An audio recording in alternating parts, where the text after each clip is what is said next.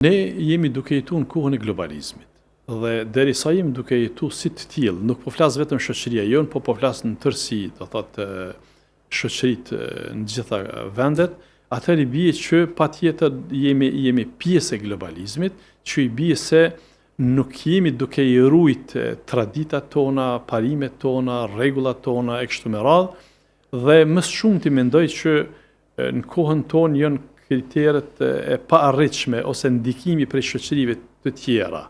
Në këtë rast po flas ndikimi nga shoqëritë evropiane, duke qenë se në fakt Evropa jo tani, po që nga mesi i shekullit kalon ka paraqit një krizë të madhe sociale. Divorci, domethënë në Evropë sillet dikon 60-70% varion prej shtetit në shtet, mirë pa aty sillet të shtetet e mëdha evropiane dhe fatkeqësisht ky problem ka filluar me u paraqit tek ne, do thotë divorci ka kaluar dyshifror në vendin tonë, po flas viteve të fundit, duke qenë që para 25 vite ose 30 vite tek ne ka qenë pothuajse inekzistent, aq pak ka qenë divorci sa që nuk është përmend.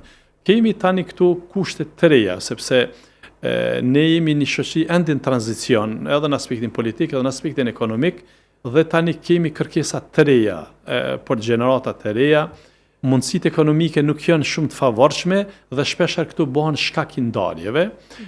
Është edhe një problem tjetër që unë nuk du ta mshefi, du ta publikoj këtu sepse është interes mendoj i shoqërisë tonë. Kemi një problem që shpeshherë familjet po them përzihen në jetën private të çiftëve të ri, edhe kjo bën shumë problem. Që i bie se?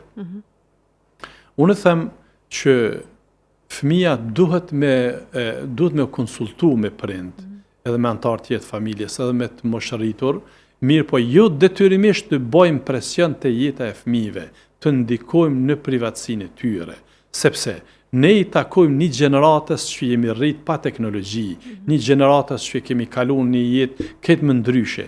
Gjenerata e re kalon një formë tjetër të jetës. Pse ka nevojë të përzihet ose të ndikojmë, të ndërhyjmë të më mirë në privatësinë e tyre. Për shembull, nuk parashihet për shembull të jetojnë ndamas çifti i ri.